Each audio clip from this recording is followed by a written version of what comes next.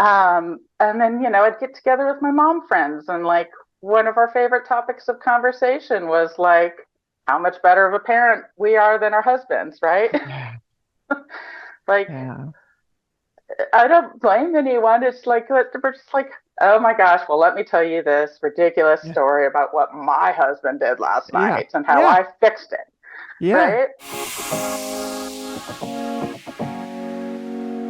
Welcome to the Empowered Wife podcast, where it's all about fixing your relationship without your man's conscious effort so that you feel desired, taken care of, and special, even if your relationship feels completely hopeless. I'm Laura Doyle, and today I'm talking about 4 reasons that your desires aren't inspiring, and more importantly, how you can fix that in a hurry to get what you want. My guest, Marion, was depressed, anxious, and she could not stop raging at her husband, who told her he wasn't happy anymore. She discovered this podcast and started implementing the 6 intimacy skills. And today she feels content and calm, no more raging. And her husband tells her he loves her all the time. She's going to tell us how she did it so you can do it too.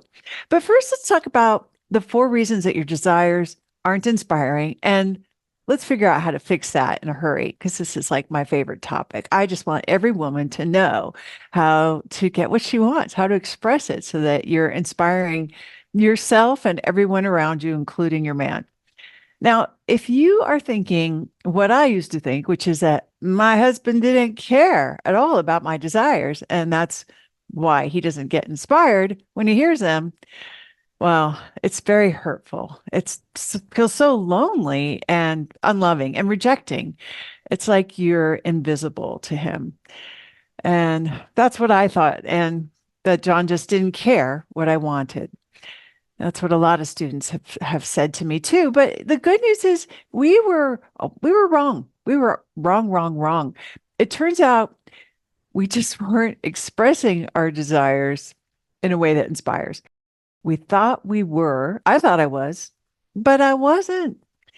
It was very eye-opening to find this out.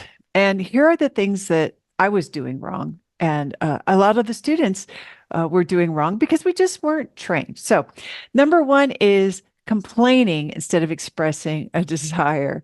Yeah, complaining is saying what's wrong, saying what you don't want, right?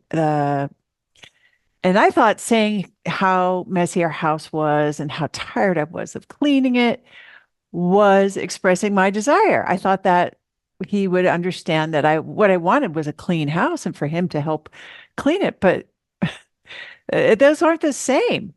I wasn't expressing a desire for a clean home. I was a really big complainer back in the bad old days, and I didn't realize that there was an alternative. I would hear people say, don't complain, you shouldn't complain. And I just felt exasperated about that because I thought they meant that I should just suffer in silence forever. And let's not forget, ever. And that made me just want to complain even more. But the part that I didn't know is that complaints are just lazy desires. They're lazy, cowardly desires. And if you hear yourself complaining, it just means that no one showed you how to express your desires in a way that inspires, which is just a skill. It's just like playing the piano, right? So complaining, it's sort of like when you hear a kid who's learning an instrument and they're not very good at it yet, right? I mean, it's hard to hear. It's hard to listen to that, right? You kind of just hope they learn how to do it fast. Complaining is the same way. It's very hard for anybody to hear.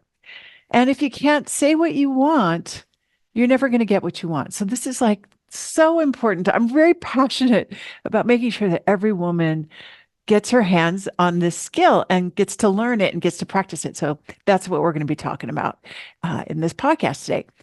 I wanted you to get not what you want, not just in your marriage, but everywhere else in life, because that's what I find expressing your desires is helpful for. So I'm going to tell you the formula for expressing your desires in a way that inspires right now, in case you haven't heard it before. So, yeah, write this down, say it out loud today, try to practice it. Here it is. It's I would love. You just say, I would love. Or if you're feeling, I don't know, a little reserved, you could say, I would like, but I prefer love. Love begets love. So I recommend love. I would love. And then you just say the final outcome. So you don't have to say how it would be done. You just say what it is you would love. Like, I would love a clean car, for example, right? You're not saying I would love for you to take the car to the car wash. That would not be a pure desire. That would be more about control in the house. So this is just the final outcome that you want. I would love the final, and then just fill in the final outcome. All right. And it's got to be specific. Can't be vague. I would love, and then a specific outcome. So maybe your complaint, which you can flip upside down, right? Complaints are just lazy desires. If you just flip them upside down, then you'll have your desire. You think, well, my complaint is my husband doesn't help. He doesn't do anything around here. Well, what is it that you want? You want his help? Help with what? That's going to help you get to your final desire. So you want to parse that out a little bit, right? So if you just say, oh, I just want him to help, still a little vague, right? Would you love maybe clean floors? Do you need help, his help for that? Maybe, maybe not. Maybe he gets the kids to do it. Maybe he gets you one of those little robo vacuums that runs around and cleans your floor for you, right? So we don't know how things are going to happen. We just know the desired outcome. In this case, a clean floor. All right. So number two reason that your desires are not inspiring is because you are not expressing your desires because you're afraid. Yeah. This is what I did. I was afraid sometimes he wouldn't like it, or I felt afraid that I didn't deserve it, or I just thought it wasn't possible. We just couldn't afford it. Or I didn't want to get specific. So I would just kind of stay vague about things. And that is not part of a desires conversation. All right. The spirit of a pure desire is childlike. So if you think about a child who just says, I want a pony. This is very girl of fun and light. That's where it comes from. That's where pure desire comes out of. It comes out of joy, excitement, anticipation. So my pool is a great example of this, right? I wanted a pool for years. I desired it, but I couldn't really honor that desire because I thought it was too indulgent, and I thought we couldn't afford it, and I thought I had to rationalize it. I really had to justify it. I remember thinking, if only we had kids, and I could say I wanted a pool for the kids, but we don't have any kids, so that was a dead end. Turns out I didn't need that. All I needed to do was honor my desire to have a pool. I have a beautiful backyard resort now because I finally got clear on what I wanted and expressed that desire in a way that inspires. And now it just blows my mind how much better it is even than what I had imagined. Another example that I love is when Cindy came into relationship coach certification, her marriage was absolutely falling apart. So it was heartbreaking. Her husband had said he didn't love her. He never loved her. He moved out and he was having an affair with the bookkeeper. So it really seemed hopeless to Cindy. But Cindy had a desire, and it was to have her marriage, to fix her family. Didn't seem possible, right? So kind of unreasonable desire, you might say. But she decided to honor her desire in this way. She decided to enroll in coach certification, relationship coach certification, to train at the highest level to fix her marriage. She was just there to hopefully fix her marriage, even though it seemed like a stretch, right? And boy, she was nervous that she was going to be the only person in relationship coach certification whose marriage was so broken. But actually, there were other students still waiting for their miracles too. So she was excited about that. And they were so excited when Cindy started to have her miracle, right? When he called special to tell her he loved her and that he had always loved her. And then when he dropped that other woman like a hot rock, that was very exciting. Everyone was celebrating. And then, oh my gosh, did we cheer when her husband got on one knee and begged her for forgiveness with tears in his eyes. Oh, and then we just all went bananas when he moved back in time for Christmas and put a brand new wedding ring on her finger. I mean, talk about a miracle, right? So this all came from her expressing her desire just to herself, honoring her desire to do something kind of unreasonable. I mean, who trains to be a relationship coach when your husband's moved out and is having an affair with the bookkeeper? Well, Cindy did, and she tells the entire story in episode number 207 about how she did it. So it's incredible. And this is the kind of thing that we see happening around our campus all the time when women get clear on their desires. I remember Coach Yola. I remember asking her in relationship coach certification for her desire around work. She was working with her husband, and she was expressing some pain about that, maybe some complaining, but that's the place to do it, right? In relationship coach certifications, so we can flip it around. So I asked her what her desire was around her work, and then her answer was, well, he can't do it without me. And then I said, gosh, that's interesting, Yola, because I was asking about your desire, and then you answered about him. And it was so endearing because she just kind of laughed at herself and put her head down and her hands like this, like, oh my gosh, she was busted, right? And then she got really clear on her desires, and she had some miracles around that too. She tells the whole story in episode number 82 of the Successful Relationship podcast, how she got so clear on her desires and what has transpired about work for her as a result of that. So it's a great story. Go listen to it's Kathy Murray's podcast, the Successful Relationship Podcast. It's episode number 82. I think it's episode number 82. So go check that out.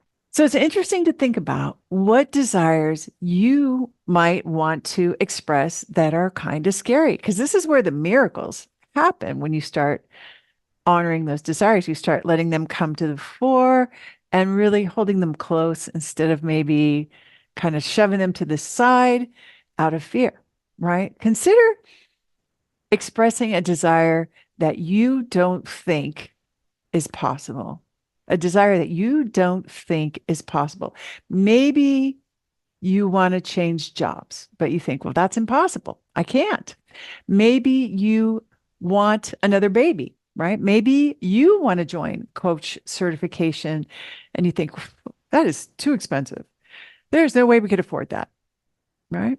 So just play with that a little bit. I want to invite you to do that because it gets very exciting when you start doing that.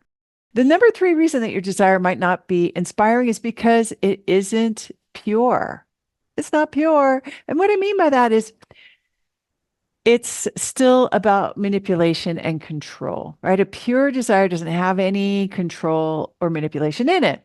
So, and one little cheat way that you can check to see if your desire is pure is to check to see if it has the word you in it, right? So like the example I gave earlier, right? I want you to clean my car, right? Well, that's not a pure desire because you don't know.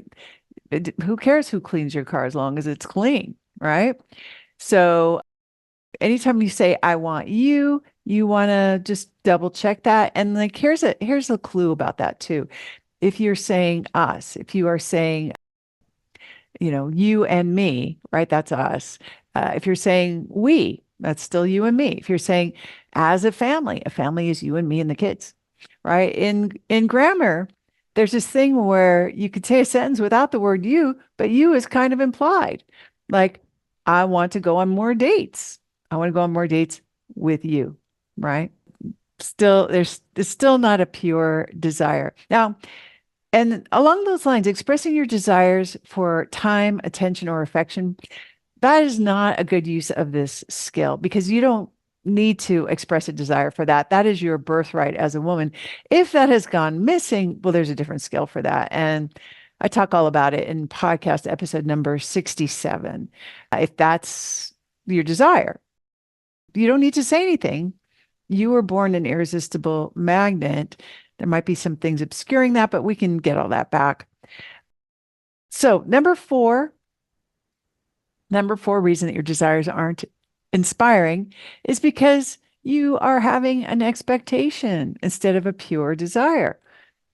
And that's exactly what we're here to transform, right? Instead of expecting where you're disappointed that you're not getting something that you feel you're entitled to. At least this is how I used to do things. Once in a while I still get there too. I am entitled to something. I deserve it. So instead of that, you want to be in a space of possibility, of happiness, of inspiration. Like a desire has a smile to it. So if there's a frowny face and some, a furrowed brow, that might be about feeling entitled or expecting instead of just having a joyful pull towards something that you would love. So it makes you happy to get in touch with a pure desire and putting it out as a desire, like sharing it with other people is scary, but it's also gratifying because you're in that delicious space of possibility. And the universe rearranges itself for your greatest happiness when you have the courage to express that desire. And which reminds me of a story of a coach who was sharing recently about trying to plan her wedding on a short horizon. So a lot of the venues were already booked up, and it just seemed like it was going to be really hard to find a good venue because she just didn't have a long lead time to do that. And then she decided she wanted to be married at a campsite, and she had gone to a campsite as a kid. And she thought, wouldn't it be cool if I could get married at that campsite? So she reached out. She's thinking, this is impossible, but I would love to be married at that campsite. Turns out that campsite had an event for the dates that she wanted that had canceled. It had canceled. So just her honoring this, what seemed like kind of a far out desire and making that call, she ended up getting married at the campsite she'd gone to as a kid. So she was thrilled about that. So there's no expectation, there's no demand. There's just pure joy and a desire. And so I want to invite you to think of an audacious desire, something impossible, something unreasonable, something unaffordable, something outlandish, laughable. And I want to invite you to write it down. Just write it down. Maybe it's just between you and your piece of paper. Maybe it's just between you and your phone. Or maybe you are in the Ridiculously Happy Wife program.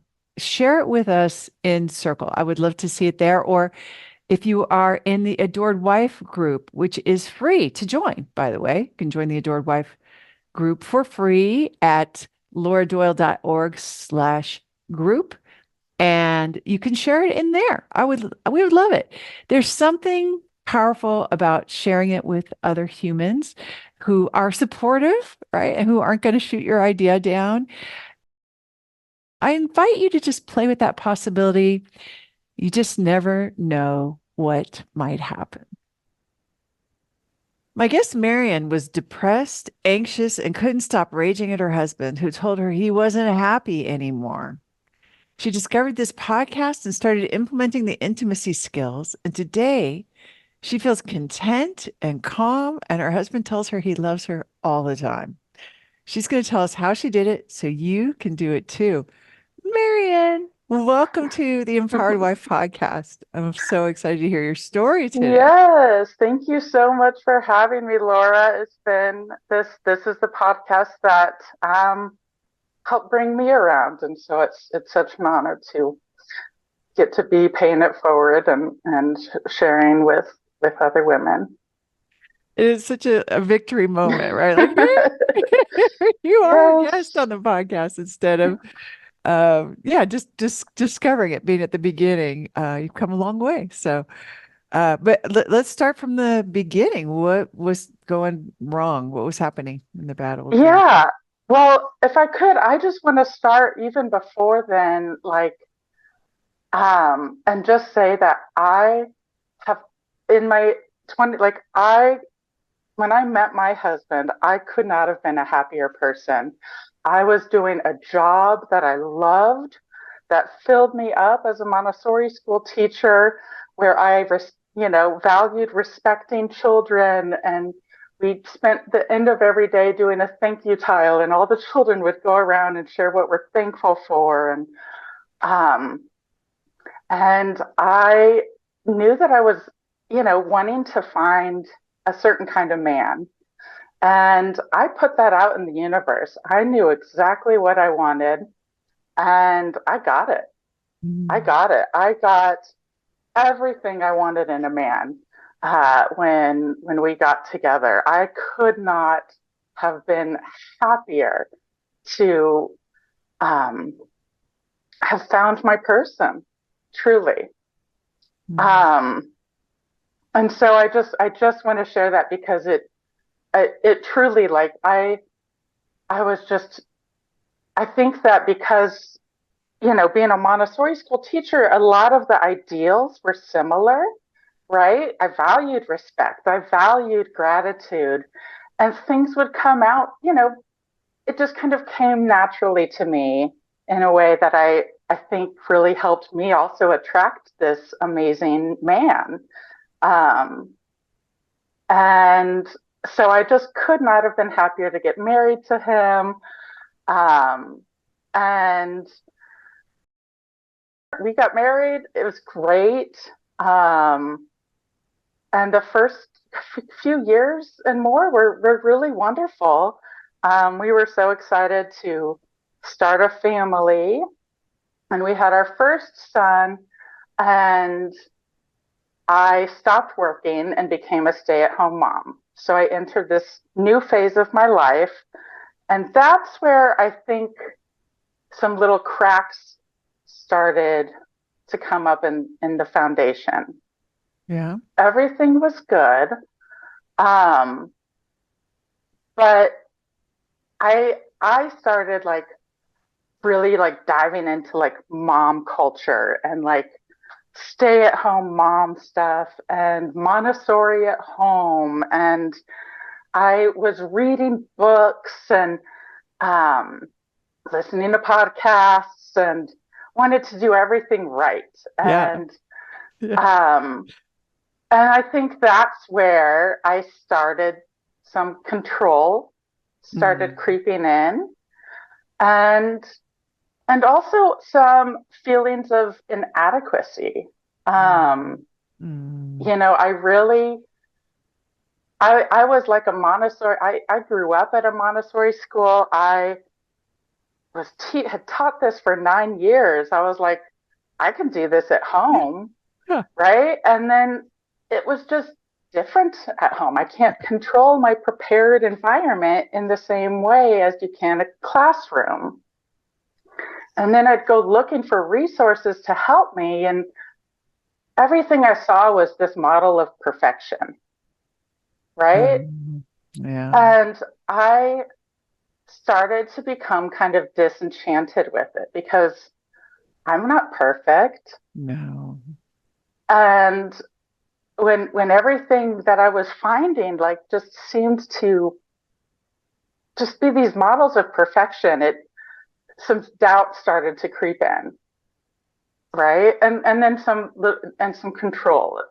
But it was slow. It was nothing big. But I think that's what allowed me to some start because I was frustrated with these models of perfection.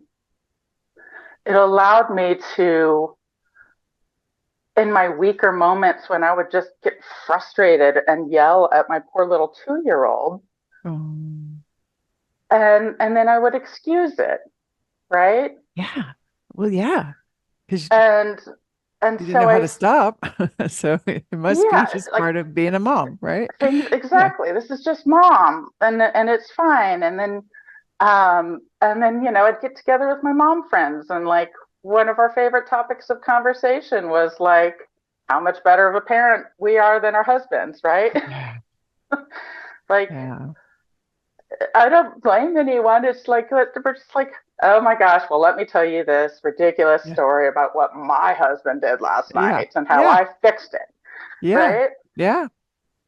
And so I think just all that to share, like that's sort of slow, steady trickle and chinks in our relationship.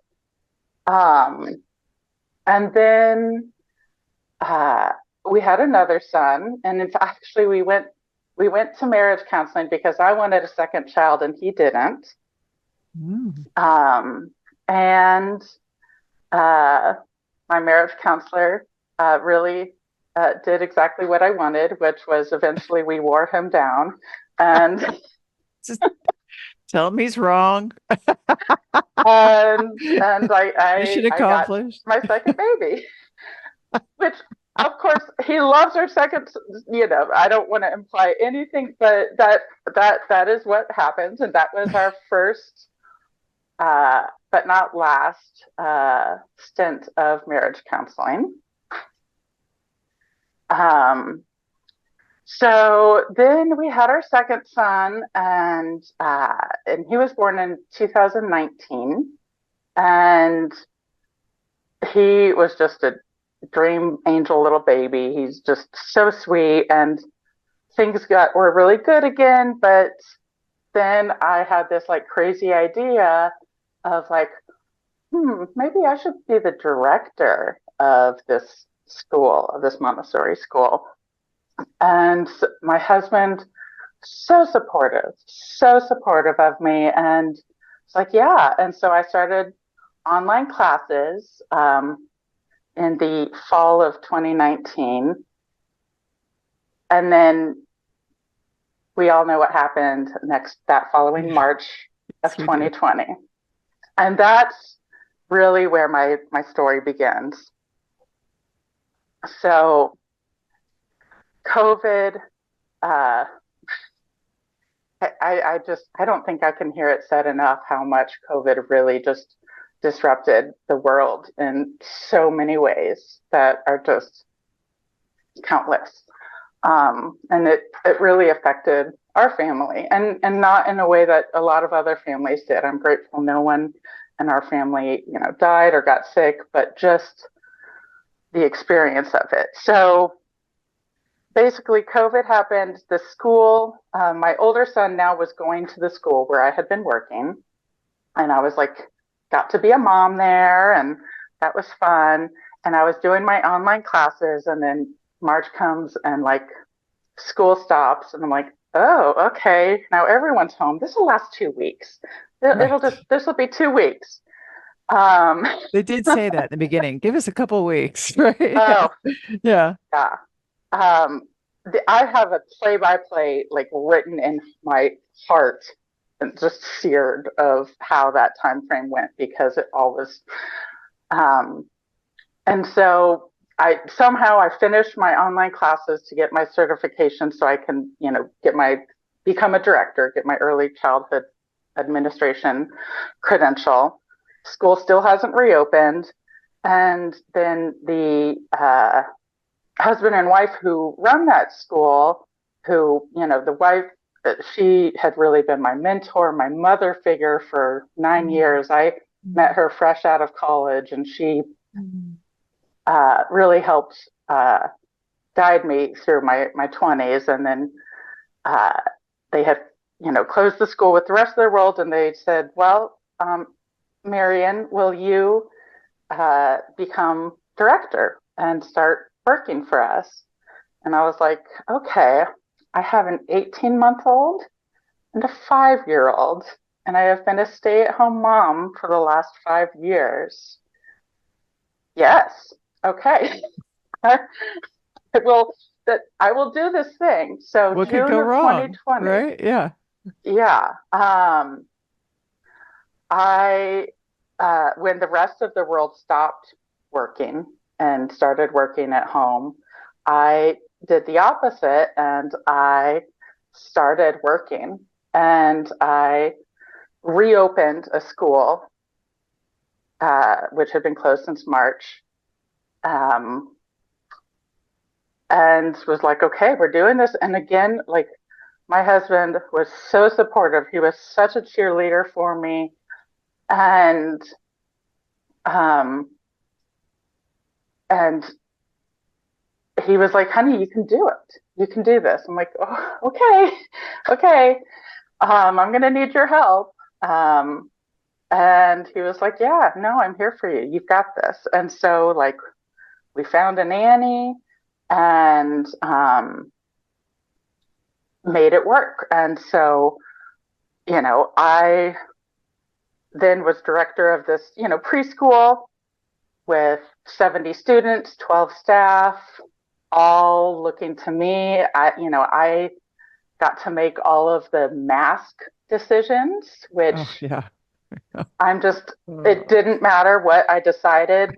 There was no way everyone was going to no be right happy. answer. No, There was no. not a right answer, especially with children, And so that, and just, I had to follow the news so closely. I mean, things at that first year, rules were changing. I kid you not, like every 2 weeks for a while. Like Oh, I yeah. just couldn't keep Yeah. up. And so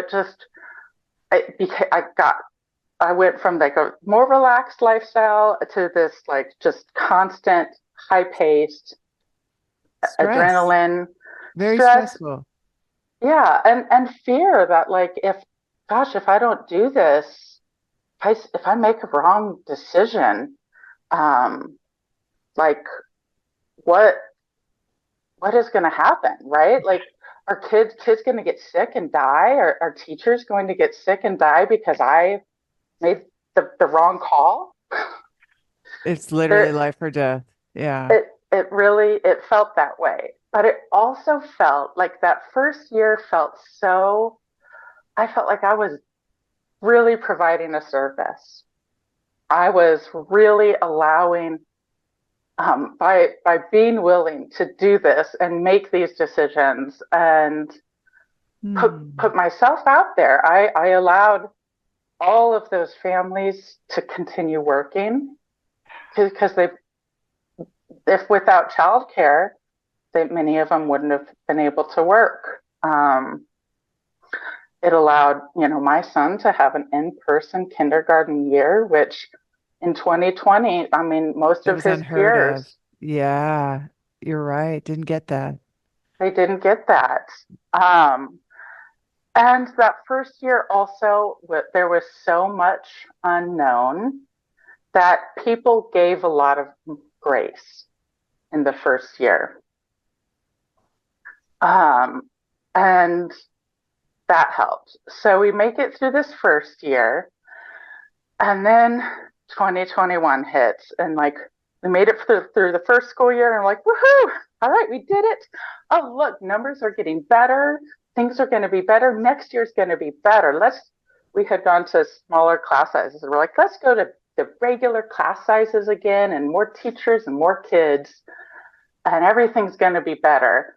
And then fall of 2021 is when the Delta variant hit. Yeah. And it just like shattered all hopes that this school year was going to be better and different.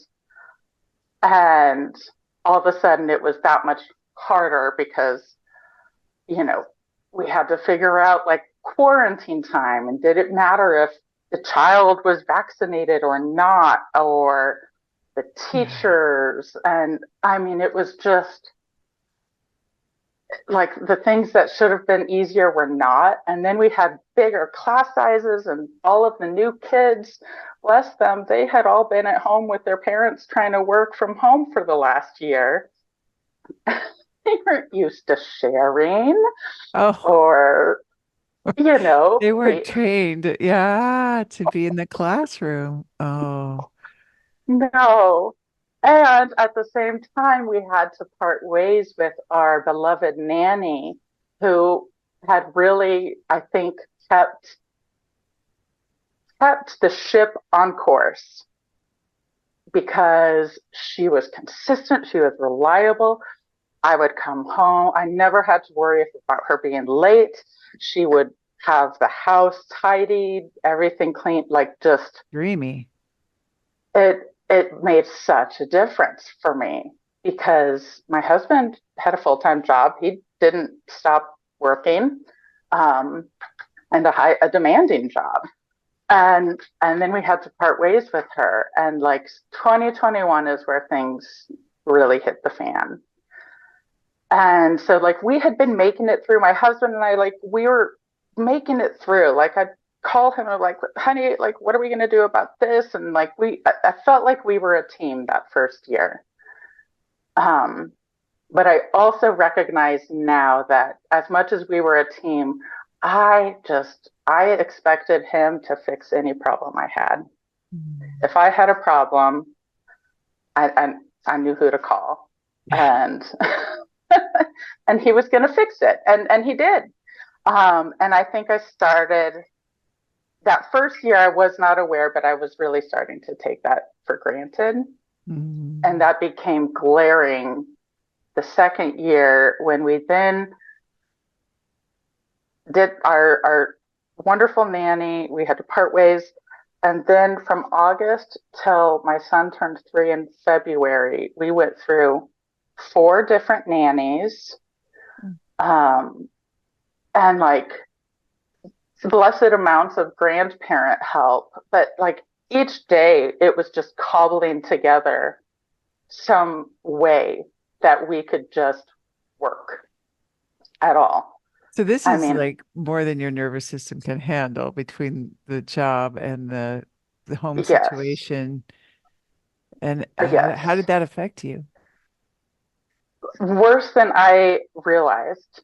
And and it was this thing like I was so it was more than I could handle, but I was also just like living on adrenaline, Yeah.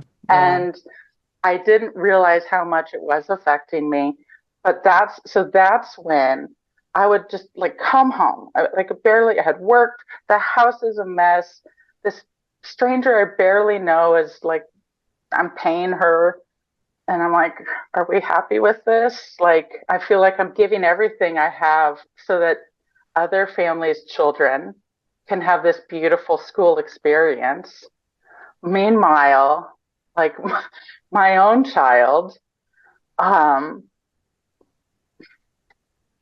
what wasn't like he wasn't being cared for in the way that I thought he deserved. And so then I'd come home and I would just be doing everything and back on care.com trying to find another nanny and interviewing them. And then I'm going to make dinner and make sure the kids get to bed on time. And oh, now my older son like got bad reading scores. And so now I'm having to teach him how to read at home. And as much and I just stopped seeing anything. My husband, I mean, he would I would say, honey, can you stay home with him till noon so I can go work the morning and then I'll come home and you go to work. And he would do it. He would do whatever I asked. And I just expected him to. And then when he didn't, I would get mad. So Mhm. this is when I started like getting mad. Like I would be at work and I'd be like, peaceful Montessori teacher, and we're all good. And hello, children, let's sing a song about love and peace. Like gratitude, right? Yeah. Yeah. Yeah. And then I'd come home and I'd be like, asshole, like, can you not just clean the kitchen? Like, do you have to leave your dishes out? And that's when what I have later termed my night rage episodes began, where every few months I would just blow up and just lose it on him. Lose it. The kids would be in bed. I really like to think that they were asleep and didn't hear any Didn't of hear it. this. Hopefully. Hopefully. But I would just blow up at him and just unleash everything, all of my bent, just frustration and resentment that, well, you don't clean, you don't make dinner. How are you, And he's like, honey, I don't care what we eat. Like, I don't. And he literally doesn't. It's so frustrating. And I'm like, well, I do. And I'm doing it all. And Yeah, no, and it was awful. Like I knew then it was awful, Yeah. Yeah. but I remember how that felt too. Feels awful. Emotional hangover. City oh full of God, oh, raging. I'd have this horrible emotional hangover afterwards. I mean, I would threaten that like that sometimes divorce. I really and I never meant it. I Yeah. never ever meant it. I just wanted to hurt him Yeah. because I was hurting. I Yeah. was hurting, Yeah. and Yeah. it was just a lot easier to blame him. Yeah. You had nothing else, right? You had nothing else. What else were you going to Yeah, do? yeah. So that's when we started marriage counseling again. Mm. And we did that kind of off and on for the next year and a half. And, there were times that it was nice because it was like set aside time during the middle of the day that it was just the two of us. And on our good weeks, right, we would have good weeks. We had a lot of good weeks throughout all of this. Like on our good weeks, we would go and like just be able to like actually connect with one another and talk. But then on our bad weeks, and those started happening more and more. I mean, I started a list on my phone of like things to talk about with our counselor. So anytime he made me mad, I would, okay, all right, add that to the list. We'll be discussing that on Thursday. Bringing a lot of focus to what was wrong. It sounds like. I was bringing a lot of focus to what was wrong. Um, a lot. And so, and then like, yeah, we made it through that year. And I almost, I wondered, my mentor asked me, she said, Marian, do you want to come back for another year? I see that this is hard, you know? And I said, I don't know why. I think just because I am Iowa stubborn, I, I am just like, I will do it. I can do it all.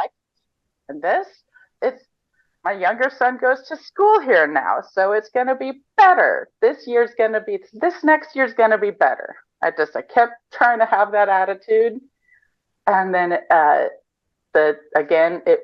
wasn't. It wasn't. So I started another school year, and this time I was like, why is this so hard? Okay, now we're all pretending COVID didn't happen, and we're having to do all of the things, you know, parent nights, activities, teas, and just all these things that we didn't do because of, you know, restriction. And now we're expected to just do all of this again.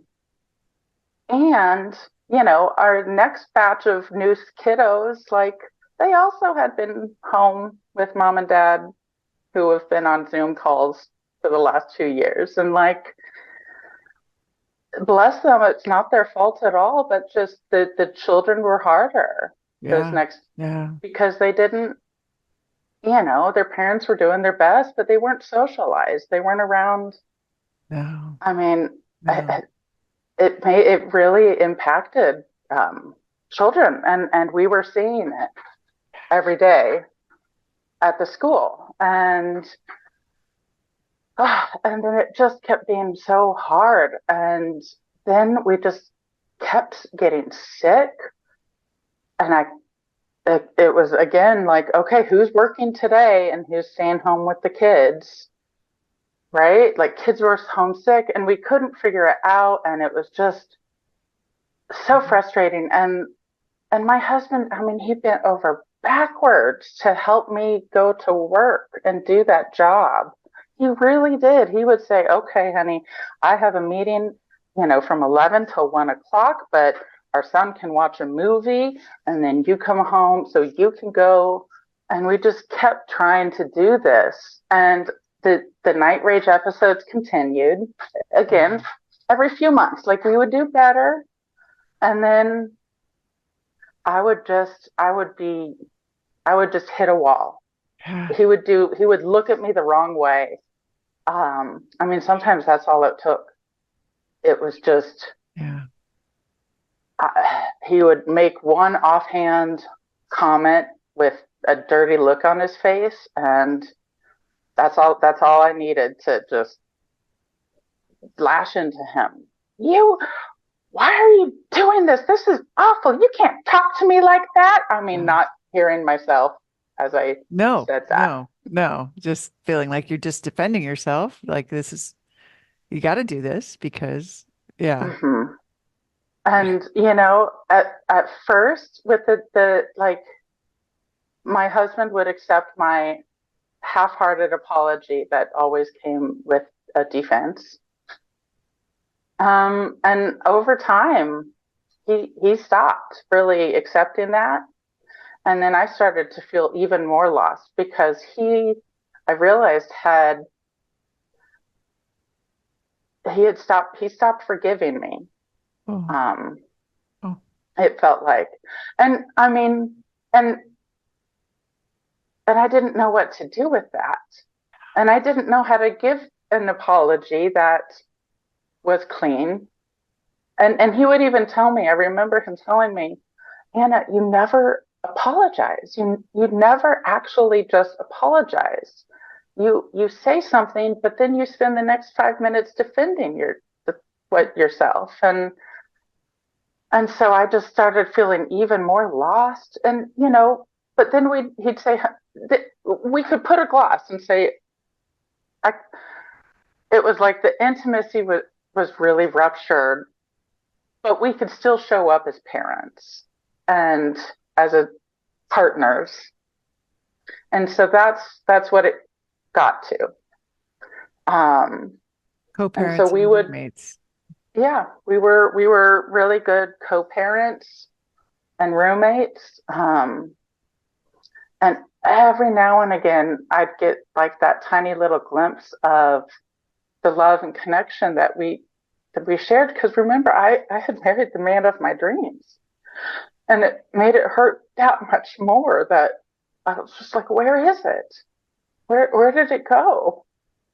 Um, Painful. and I didn't know what to do. But you know what? I just had to get up and go to work and keep going. And so that's what I did. And I didn't. I never. I think another big thing I realized after is I really never gave, other than through rage episodes, which were not productive, my feelings their day in the sun that Mm. I had gone through all of that time. And so we made like, we kind of hit Christmas break and realized like that this is just not working anymore for me to continue in this position. And you know, the owner of the school and I agreed like it's time for me to resign. Um, and that was really hard because I I mean the writing was just clear on the wall, clear as day. I was spinning my wheels and working 18 hours a day, whether Mm. it's at work or home, and just barely keeping my head above water both places. You know, at school, at work, like I was slipping at work and I was slipping at home, and that's not who I am, uh, and I just hated it. And so we agreed that it was time for me to resign. And so this is when things should start getting easy, right? Right, right. Easy Like, now. okay, all Good right, job. all of Yeah. the pressure of work, that's gone. It's disappeared. It's over. I can now focus on my home. I can focus on my family. I can focus on myself. Everything's going to get better. I was sure of it. And I was also grieving, and Yeah. I was like, I'm going to go through a little grief process, and then it's going to get better. And that is 100% not what happened. Um, So I liken this to, and maybe it's I experienced this myself. When you're working all week and you're busy and you're going on adrenaline, and then you like get to the week and you're like, I can finally relax. And then your body is like, haha, no, now you have the flu or a cold or something, right? You get sick, like the moment you relax is when you get sick. Um, and that's what happened to me, but it took a while to recognize it. So I was thinking things should get easier, and instead I started like I didn't understand for a while what was happening because I had never experienced depression or anxiety to any big degree in my life. I am a happy natured person, and it took a while. It took my friends finally telling me because I didn't understand. I had no energy, just none.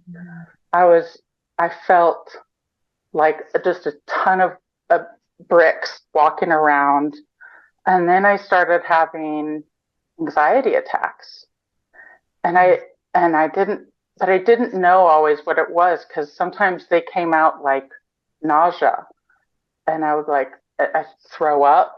I was just sick and nauseous, and I would throw up. And I'd said, I have a stomach bug. That's what it is. It's a stomach bug. I, but I like subconsciously knew I wasn't contagious.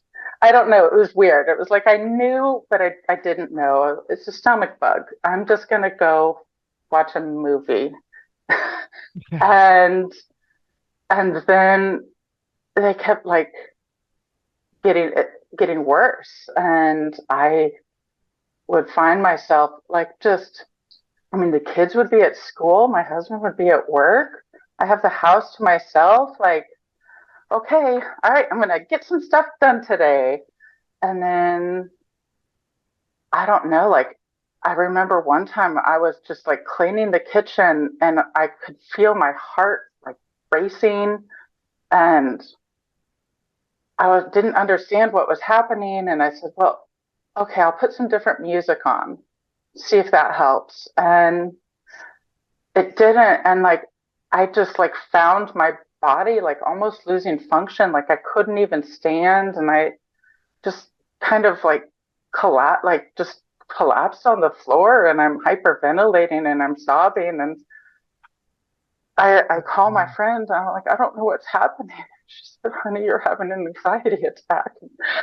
She Oh. came over and helped me and made me tea um, Mm. and helped me. But it was just, it, it was just, it was awful. And so then, my husband, bless him, like, he's thinking, all right, my wife's home. Now we can start getting our lives in order again. And instead, I'm bringing him whole new problems and saying, no, no, I'm going through this now. And, and he rolled with the punches, and, but I know it was really hard on him because then I'm just like, I can't do anything. I don't understand like what's happening. Um, and after a few of those, I started talking to my counselor, and like she was, we realized like it was like all of the stress and the fear and the anxiety that I had experienced through COVID that I had never, I don't know, it just, that I hadn't allowed myself to experience it. I just kind of shoved it all down in Yeah. me. And then now that my body, I was able to sit with myself, it was like, oh, I'm going to come out. I'm going to Oof. come out. And I was just like, what is happening? I had no Yeah. idea. It, Awful. it really, I mean, there were a few months where it was just acute. Like I was just crying every day. I, I learned to recognize when an anxiety episode would happen and how to take better control of that. And, that's when I was like, I need to talk to my doctor. Like, um, I don't know what to do. I don't know how to do this. And I, that's when I went on an SSRI antidepressant. Um, and like, that's about when also like, I just felt like my world was just crumbling around me. Like, and it was just so hard. I just felt like, God, I'm just such a failure. Like, I just can't do anything. I can't even, I Hmm. just felt like such a failure and I didn't know how to grapple with that. And no one was doing anything to make me feel that way. But neither did I have the kind of love and connection that I craved. I craved. Um, I, and that's when so I started that, and that it was around that time that I found your podcast. So, I don't remember if it was before or after I went on the end, like, but it was as I was kind of like realizing, like, okay, like there is this thing, I'm experiencing. I need to find some way to get out of this. Like, this is just awful. This is hell. I can't live like this. I can't put my family through this. And And so I went on the antidepressant. I found the podcast, and it just immediately clicked with me. Just immediately, it struck a chord. I, I connected to it, and I was like, okay, all right. And so then I got the book, the audio book, and like listened to it completely, and I was like, okay, yes, wow. And it took me a long time before I was able to really hear and understand everything that's in that. But I really started with self-care, which is what I needed. Yeah. And it felt so validating to like have have that idea of self-care um, be seen as more than just, I don't know, like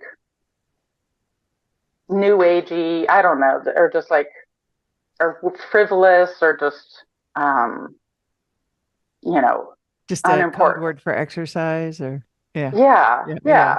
yeah. Yeah. Um, and I had during that time I really uh, dove deep into musicals, and they became in many way my outlet for my emotions.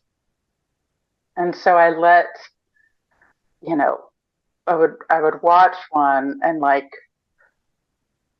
I don't know, it like experiencing the feelings that those characters go through like allowed me to kind of feel them myself and start releasing them. Mm. And my kids knew, like we just had a joke, and we still do, because I mean, and frankly, even before I was depressed, we have a joke like, mommy always cries in movies, like just accept it. Like, mommy always cries at movies. Like, get me in a Disney movie, like I will cry.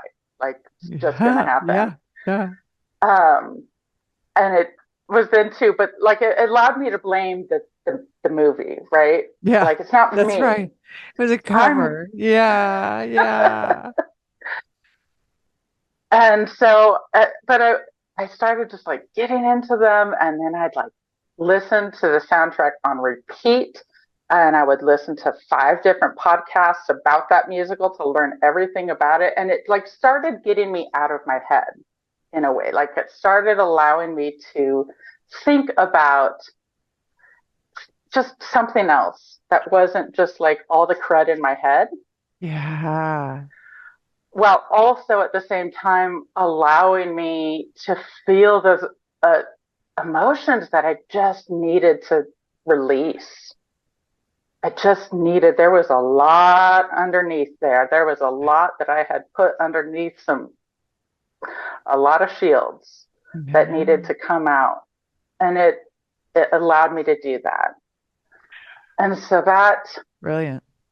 yeah, it was really, really big. And, like one of my tricks I could do, like if I started feeling a feeling, um, was I would like start to recognize it and then say, you know what? I'm going to listen to this song and I'm going to sing it and cry with it.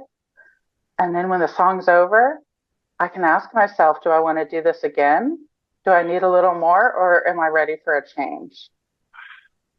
And it just helped me to do that. So I would sing like I dreamed a dream or memory or, you know, I'm just like, ah! One of the tearjerker ballads. Yeah. Exactly. Yeah. And like doing it. And then like I would get it out. And then like maybe I needed to listen to it 2 times, but then it'd be done. And I'm like, okay, now I'm gonna go whistle a happy tune and like let's just like do something happy and upbeat and fun and like move on. And it allowed me to, I don't know, start to take control of my feelings And because that, give them their day in the sun. Let them rise and naturally subside instead of yes, like just trying to skip over them kind of thing. exactly, Yeah. exactly.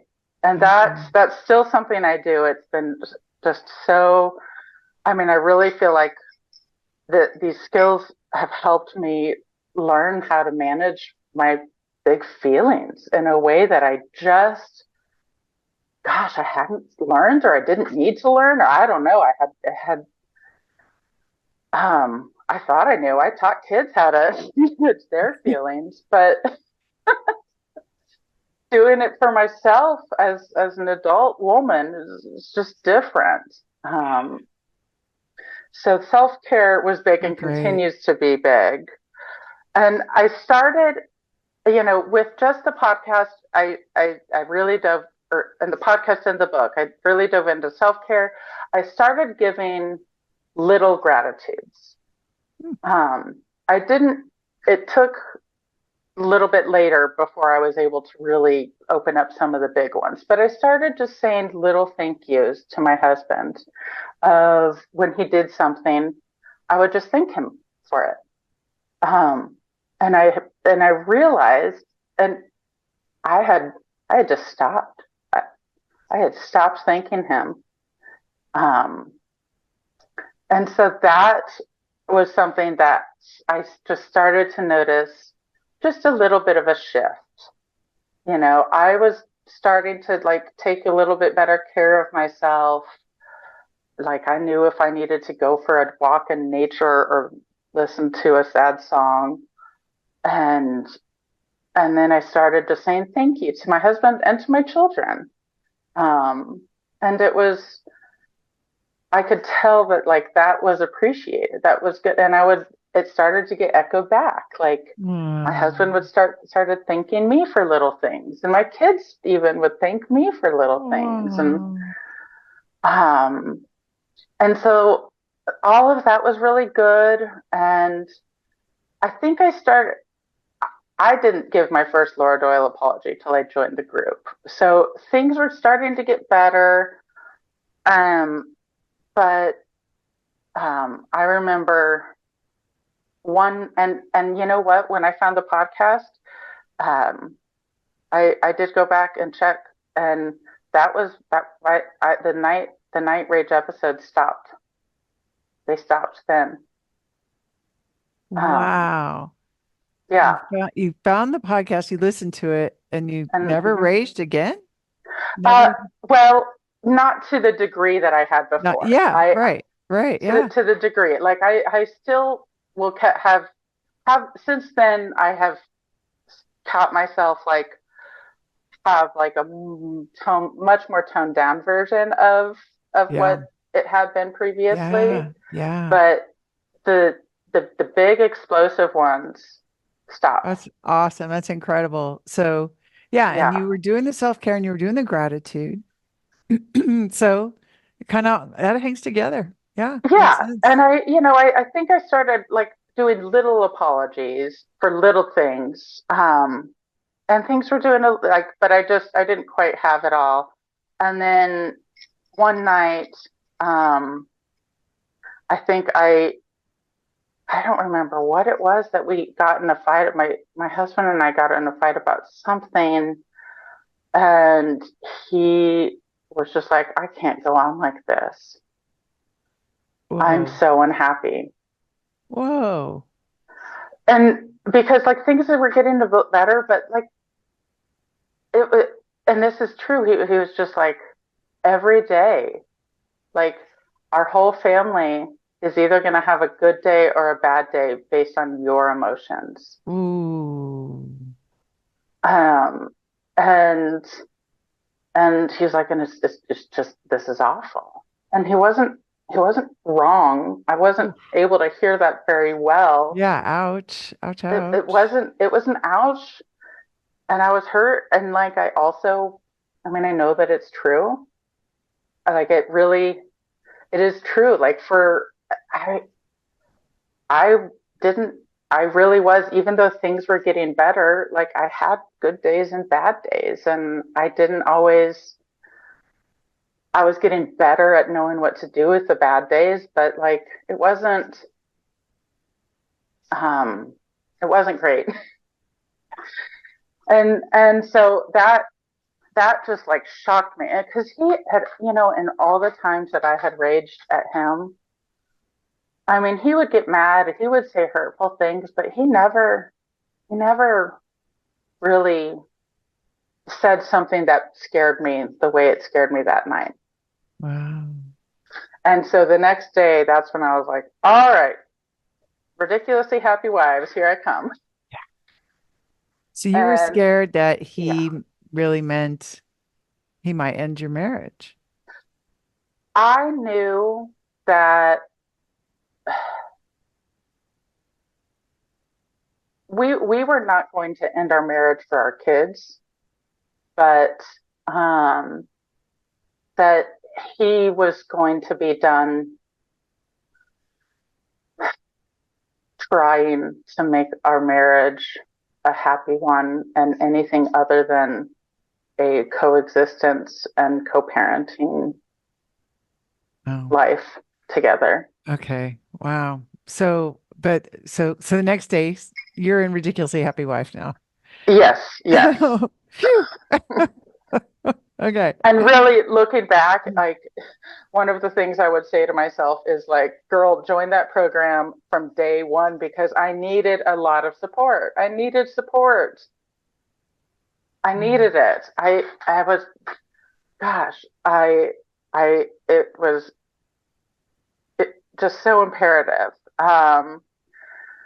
And um, I mean, I have to say, Laura, like especially like as an educator, I was blown away from the beginning and at every single call that I joined, like with just the way that the coaches take any woman with whatever pain she is experiencing, and they give her empathy just and just love, and they hold her so closely, and and they find a way to inspire that woman to end that call feeling hopeful, feeling like she has hope, that she has a plan, that there's something she can do to help Oh, things.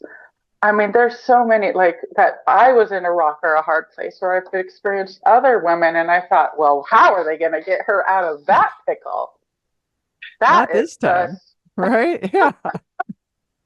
and every time, I mean, it is amazing. It's a really beautiful thing, and that's what really sold me on your program because it's like I was doing it, but I wasn't fully invested, and I had my skepticisms. I'm a feminist, and Yeah. I am a modern educated woman and, all this respect stuff. And Right. but then I also like laughed at myself. I'm like, Anna, you literally chose a career, like a style of teaching that's core principle is respect, respecting Oh, the child.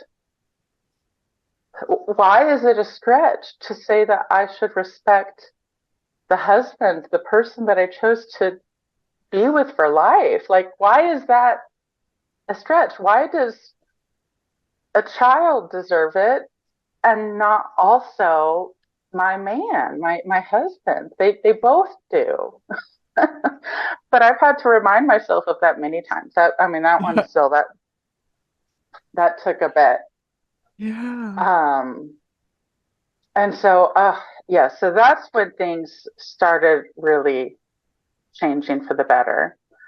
Um, and so I have this story of when I was in the first month or two of RHW, where I found myself really frustrated and by the situation. And first, I went to my brother and sister-in-law to get their advice, and how that went. And then I went to got coaching. And this is I think the moment that I would say like when I really saw like things a difference. So I'm home. I'm not working. My husband had also in that year that I was going through all of my turmoil, which was, of course, the most important thing. Um, he had started at a different law firm. And at his old law firm, it was very much the culture of, you worked at the office. And at this new one, and especially like post COVID, like most of the lawyers were working from home. And so he was doing that more. But we don't have a home office. Um, and there's just not a place. And so he was like starting to like spread out on our dining room table, which would make me crazy. And he'd just kind of be, or sometimes the basement or like our son's room, which I just found bizarre. And like he'd just be home and like in work mode where he's kind of like go, go, go. And he's kind of gruff and he's just focused. And I'm home and I'm like trying to listen to my musicals and sing along. And like, it's just really annoying having him work at home. Like I just really was just like, oh my gosh, like because he just had kind of that grumpy energy and just and I'm like, I'm trying to not have grumpy energy. Can you just please like you're and I was just getting really fed up with it. And I was just like, I don't know what to do. So I went to my brother and sister-in-law and I complained to them. And they gave me what seemed like reasonable advice, kind of what one would call traditional, mainstream, Conventional wisdom. Right. conventional wisdom of, well, why don't you just talk to him about it?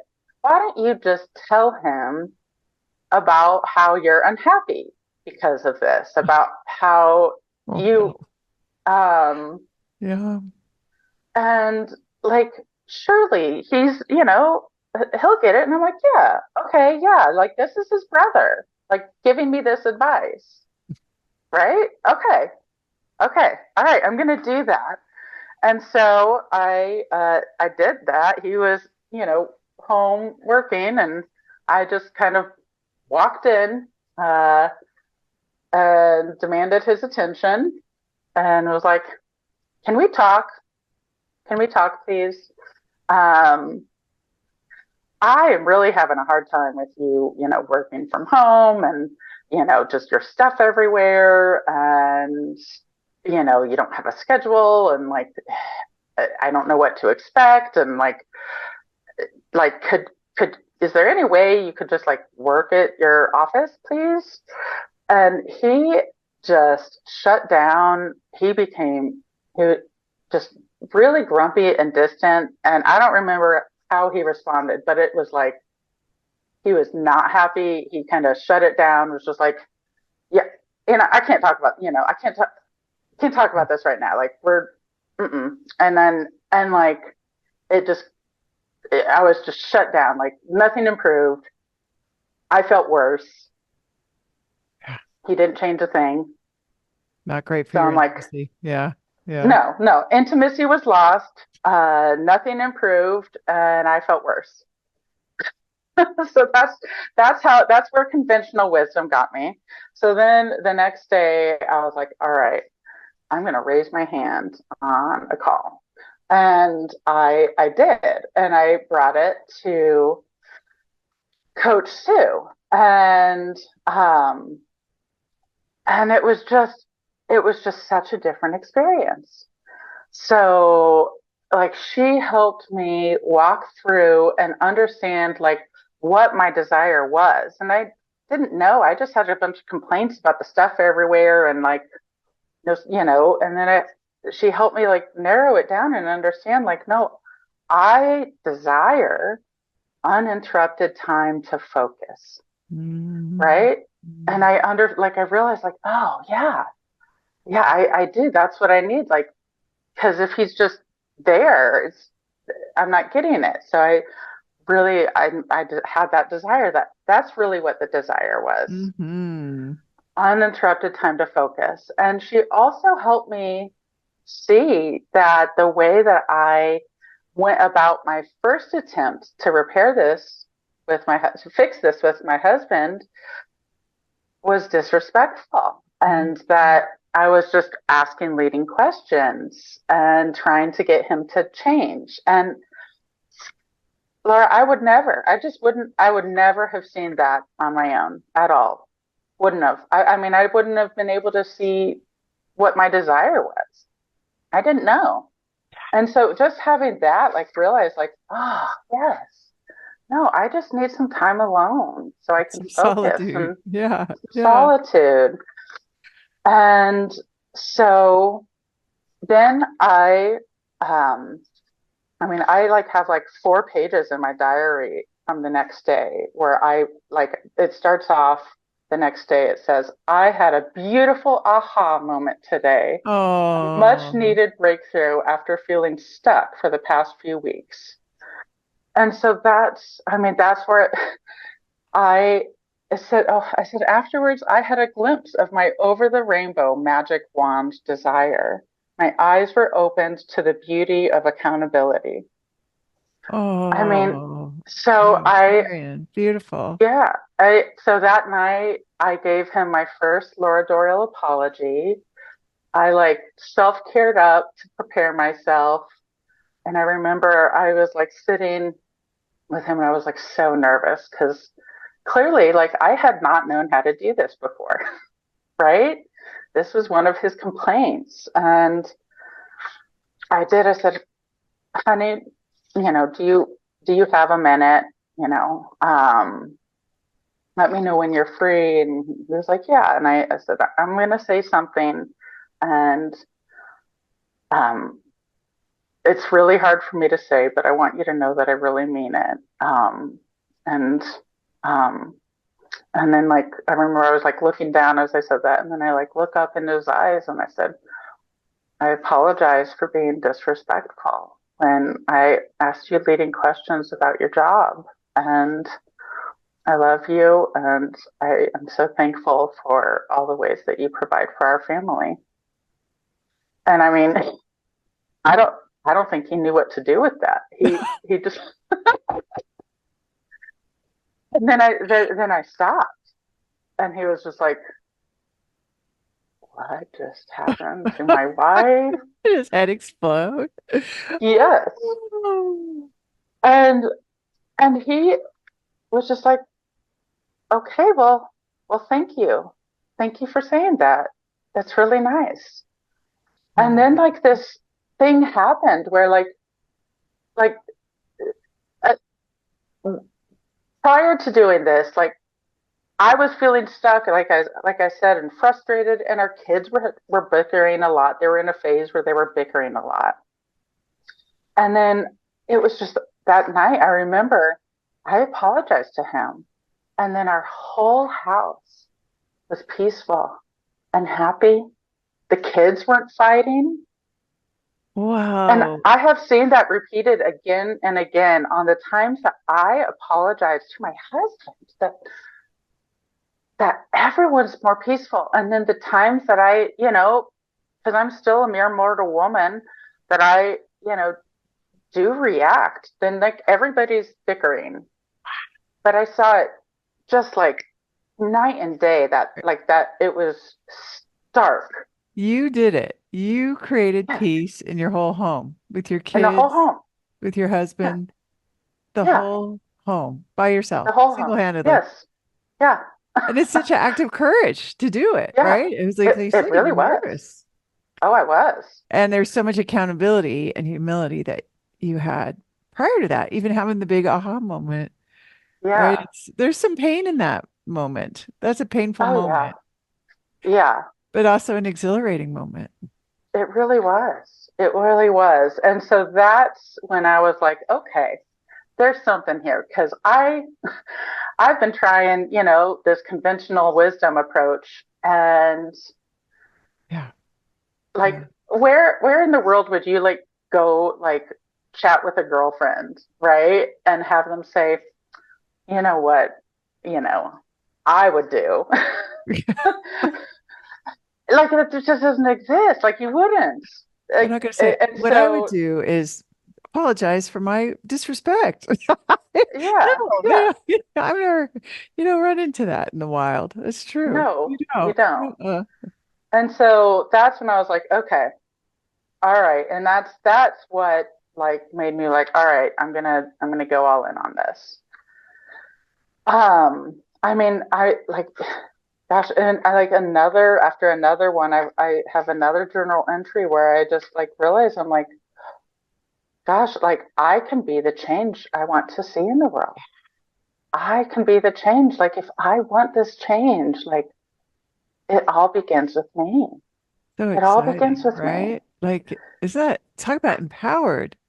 Yeah, it truly, truly felt empowered. And outside, I sometimes struggled during that time because I was just like so like my head was like blown away by this and like this is amazing. Everybody should know about this. Right?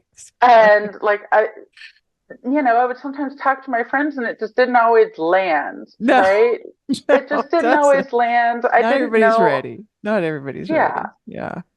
And so I didn't always know exactly how to talk about it. But, even if it didn't land, my friends all saw, like, even if they didn't quite understand, they're like, but you look happier. I can see it. You Oh, look like more of yourself again. You look like you're oh. coming back to, the person we, that you are. You got Um, yourself back. You got yourself I back. did. I did. Um, and so, yeah, as I was getting myself back, I started voice lessons because, I love music and I You're wanted singing all those songs. You might as well sing I sing was them really singing all good. those songs Right? anyhow. I might as well learn how to do that in a way that's pleasing to hear. Yeah. And like that was so fun. Like I remember I went to my husband, I said, honey, like this was again, I got inspired to do this after another group coaching call. And I was like, honey, I would love to take voice lessons. Um, I was thinking that would be something that, would be really great for me. Um, and he was like, yeah, honey, I think you would like that. And, how much does it cost? I was like, It's well, all about let me it. show you. I already found this person in this place. And he was like, all right, yeah, do it.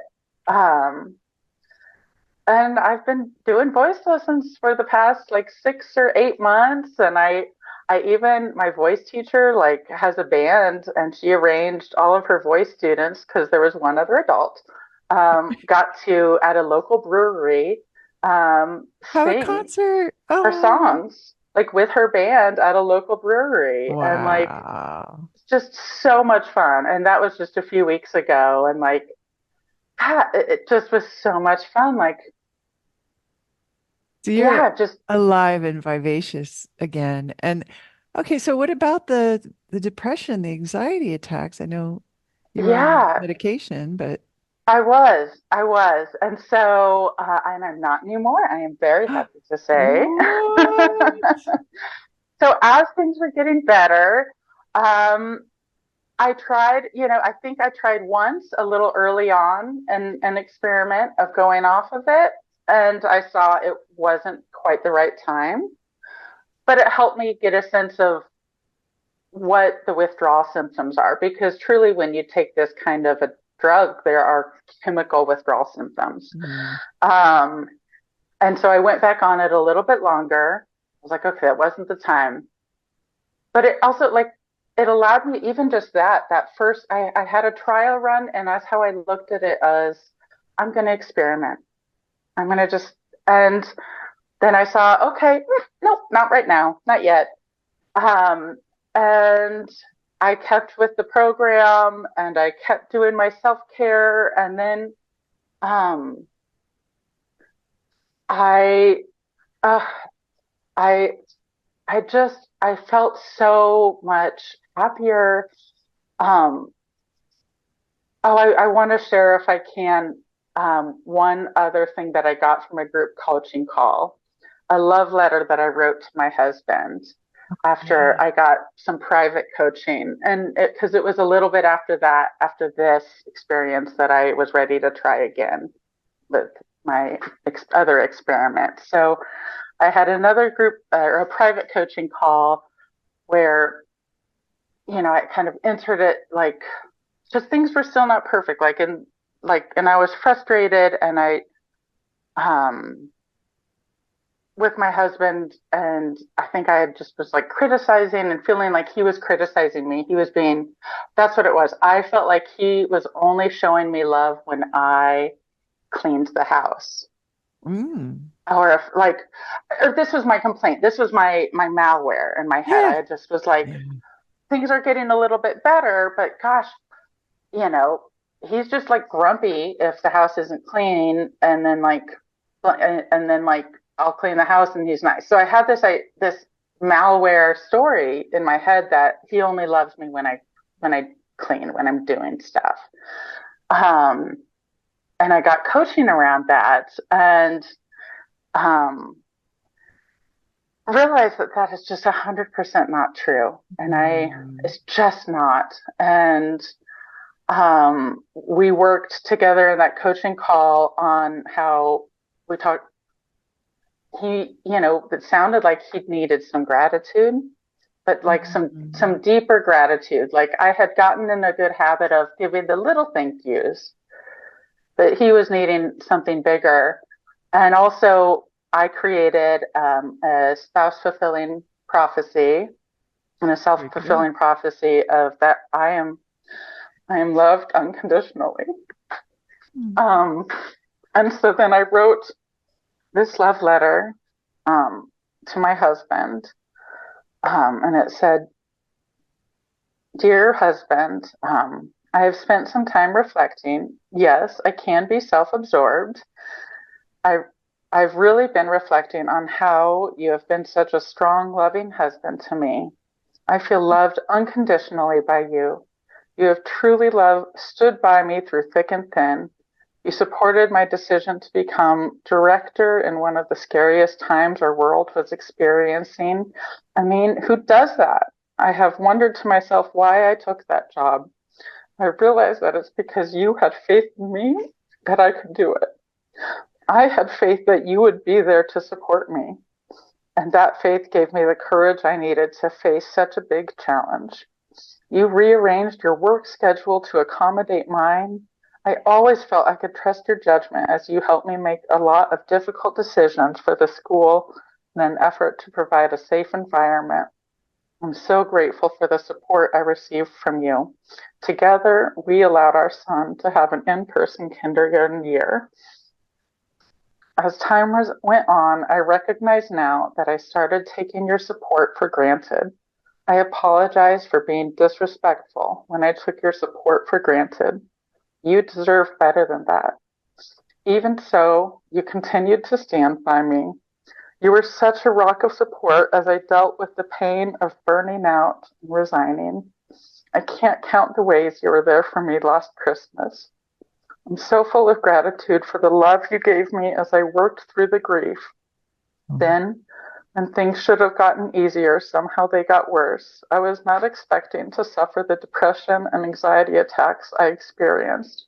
I can only guess it caught you off guard too. I remember one day when I was having an anxiety episode. I was crying uncontrollably, could barely get my breath, and was shaking. You found me and were so tender with me. I remember you rubbing my back, asking Google to play the carousel waltz, and assuring me of your love. Your love helped me calm down. Then you encouraged me to go for a walk, which I did. How am I so lucky to have you as my husband? I love you. I'm so grateful to you. My heart is open to you. Your loving wife. Wow. Beautiful. And yeah, and then I sealed it with a So kiss, and vulnerable. Yeah. yeah, but yeah, and so it's like I really was able to tap into my gratitude. And he told me, he said, honey, that was the most loving letter I've ever received, I could have ever gotten. Thank you. And that was again just like another big turning point for us. And I just felt like, okay, wow, like I can do this. I can do this. Um, and so then I felt ready to experiment again with going off of my antidepressant. And that's how I looked at it. I just said, this is an experiment. And of course, my doctor was on board and I was, following said protocols. Um, and so I was just like, all right, we'll see how this goes. And I remember again during a coaching call, someone had talked about, those powerful questions. How do I feel? What do I want? But for me to ask myself that all throughout the day, not just once in the morning, like every hour, every half hour, as often as it occurs to me to do that. And then to pay attention to, how often am I actually feeling happy? Or how often am I actually feeling sad? And just notice and any other feeling. And so I use that approach and I realized like, most of the time I'm actually happy and content. And Wow. then, yeah, some of the time I'm sad or I'm scared or I'm like, what is this weird feeling? Because like my brain is experiencing a chemical imbalance, but I was able to check in with myself and I just kept doing that day after day after day. And my husband was so proud of me. He was just like, honey, I'm so proud of you, like that you're doing this.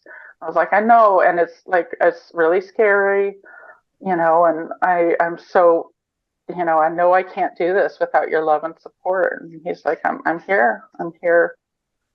Being your And hero. he was my hero again. And like, cause I had some, roller coaster emotional, like it took a while for it to really like get out of my system, but I just kept asking myself and I was like, no, I know that I'm happy most of the time, or at least content, or at least, um, and I really started like feeling like I got my spark back.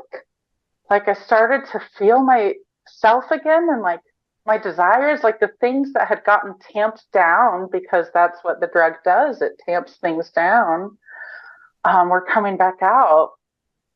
And then, then I got to go through this fun period where I was like learning my emotions all over again, like learning my full range of emotions, but with tools, with these tools, with these skills that helped me to understand them and help me. Like, I remember I used duct tape, but I was like, and at first I hated that, or like the idea of it. Then I was like, no, Anna, this is self-control. That's what that is. It's self-control. I don't have to, just because I have a feeling does not mean I have to blurt it and shove it in everyone's face. I can just have it, and then maybe later I'll decide to bring it up, and maybe I won't. And I don't have to say something just constantly the second something comes into my mind. That's self-control. I mean, I had that at work. Why can't I have that at Yeah. home? Yeah. Wow.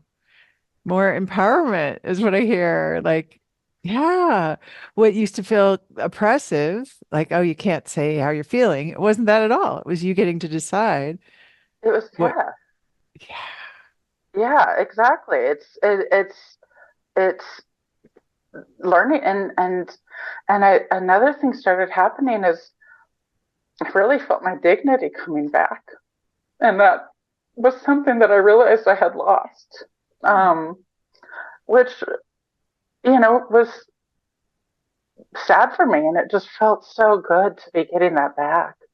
It just felt so good.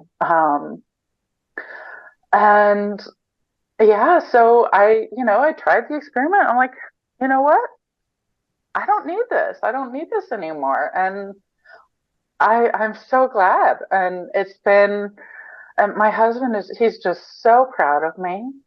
Um, So you cured like your he's, own depression and yeah, anxiety, yeah, got yeah, off medication. You're it just that woman that absolutely. can take care of herself, take care of her own emotions, and decide what she wants to share, and has Yeah, self-control and contentment. yeah. And happiness. I mean, even like I have my spark. I get these like ideas that excite me again. It's so Like wonderful. singing at a brew pub and yeah, Yeah, I love it. yeah. I love it. Well, congratulations. That is that's so inspiring. That's incredible. What is your marriage like now? I mean, it's just so much lighter. It's so much easier. Um, we laugh more. I can tell like there's just that emotional safety. Like, he'll just come like show me YouTube videos and like, here, do you want to see this? And I'm like, okay.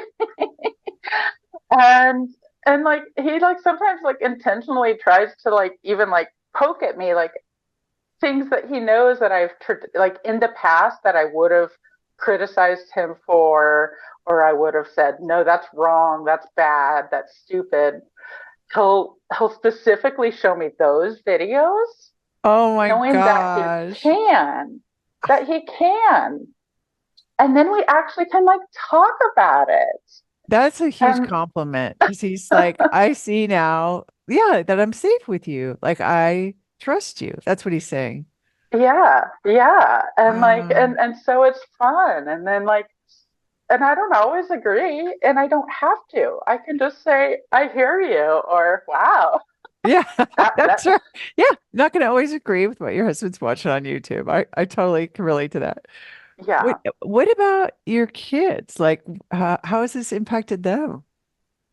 I mean, I honestly think like the reason I brought up that like Montessori at home stuff at the beginning is because I think that the best way to bring Montessori home is, at least for me, what worked for me was using these skills and just having the respect, the culture of respect in our home, the culture of gratitude in our home, the culture of, allowing people, like I say whatever you think to my children when it's appropriate. And I've also modified it to, what do you think? And let's talk about it, right? Like, Yeah, because sometimes, sure. Yeah. they're Yeah. kids. Yeah. It's not. The role of a mother is a little bit different than, yeah, the Yeah. role of a wife for sure. But Yeah. I've got two boys, and I can tell, like, it's just so much better with them.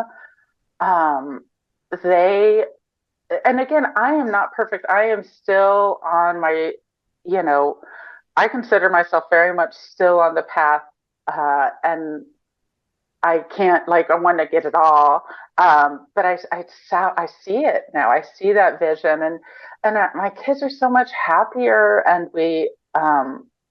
like, they will apologize to each other when they need to, and they say thank you, and it just it just brings a peace to the house, which had been missing, and I had been, and it really, I feel like I've brought Montessori home again because of just that respect, that gratitude, that independence. It's like, I'm going to let them do what they can do on their own, and then I'm going to be there to support them as needed. And it's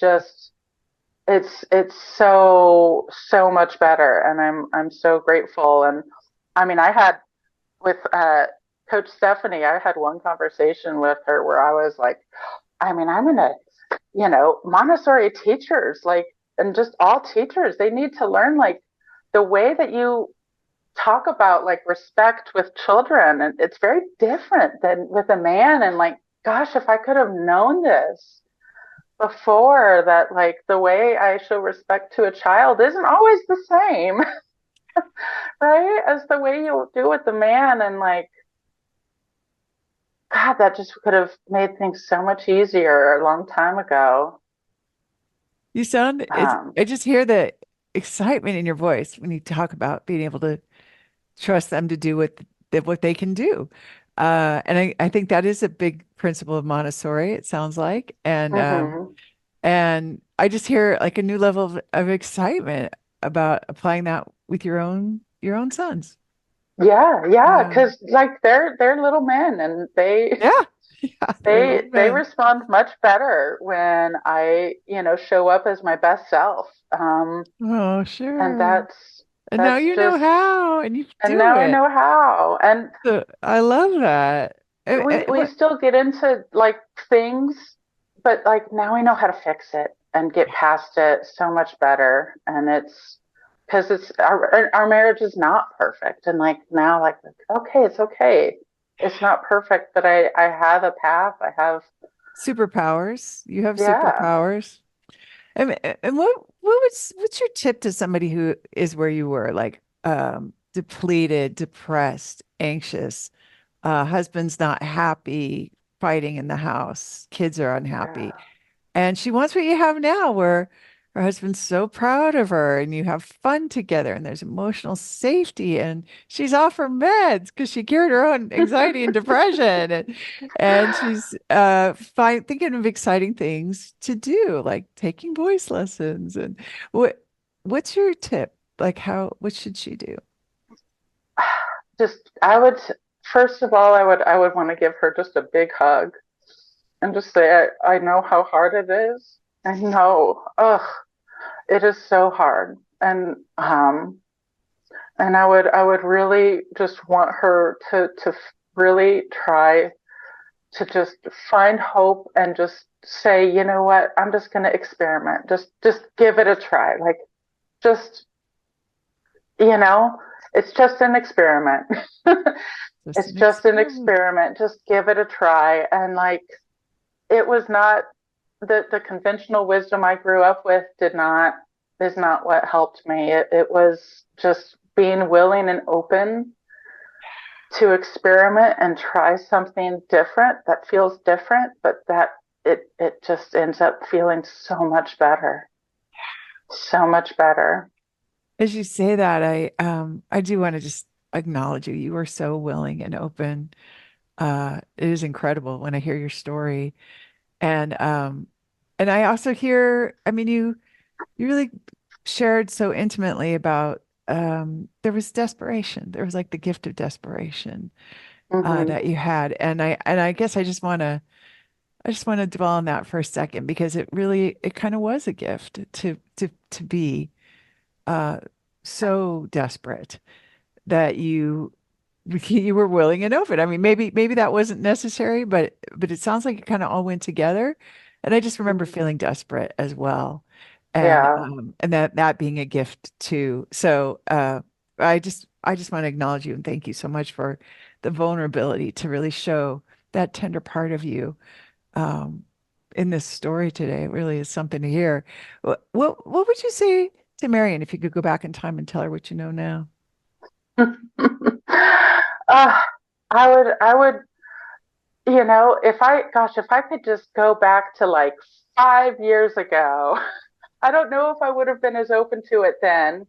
It's hard to say, but gosh, I wish I could have had these skills way back when. But um, I think that if I like could go back to when I was working and just running my wheels ragged, and I was just trying so desperately, I would just try to say, slow down,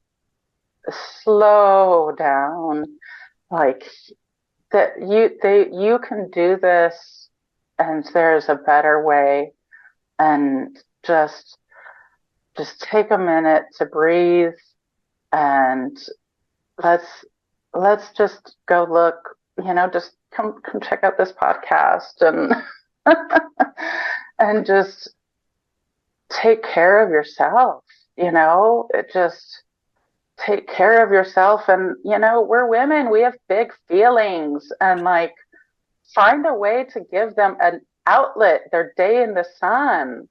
Don't let them fester, because Yeah. the festering, it's not good. It's not good for you. You No, and have to let it out. you gave us a beautiful roadmap for doing that too. I really just love your solution of like finding the song that had the emotion that you wanted to Yeah. honor in yourself. Yeah. And let's spend the next 3 minutes doing that. And then maybe we'll do it again. And yeah, it's just a beautiful way to honor your own feelings. Well, Marion, I want to congratulate you and actually I want to give you this award. You've gotten the Best Wife Award. Yes, you have. It's incredible. It's incredible what Oh, you've done. So inspiring. So yeah, it was very courageous and you've just been so humble and so endearing and so vulnerable on this call and sharing your story. And I think you've touched a lot of lives today. And so I'm couldn't be more grateful for that. yay. Thank you so much and Well, thank congratulations. you. Thank you so much. That's it does, it feels good. I'm gonna take that. I did this. I You I did cured my it. depression, You and did. And I don't fix your ever want to have family. it again. Yes. Yes. No. And it seems like you never will because you have skills. You got skills. And Yeah. beautiful receiving, by the way, too. That's another skill that you're very good at. So Thank uh you. thank you. Thank you so much. According to a study at Harvard, and this was horrifying to hear, if you know a couple who's getting divorced, you are 75% more likely to get divorced too. Woo! It matters who you listen to, which is why over 7,000 women like you who think that having a great marriage is important have joined our free Adored Wife group. The Adored Wife group is a launch pad where you can meet our certified coaches and discover the best next steps for making your marriage last and thrive. It's 100% free to join. Just go to lauradoyle.org/group right now. This is a private group and it's not for everybody, but if you are a wife or girlfriend who thinks that having a great marriage is important too, we'd all really like to meet you. So go to lauradoyle.org/group right now to join us free. That's lauradoyle.org/group. Listen and subscribe to the Empowered Wife podcast. On next week's podcast, we're talking about what to do when your husband complains too much. I'm going to share 2 ways that you can change that. And in the meantime, I hope you are having lots of fun. Today's fun fact is I don't want to say I'm easily influenced, but I just got through watching a mini-series about Ben Franklin. The next thing you know, I was sending a text to my friends using the word henceforth.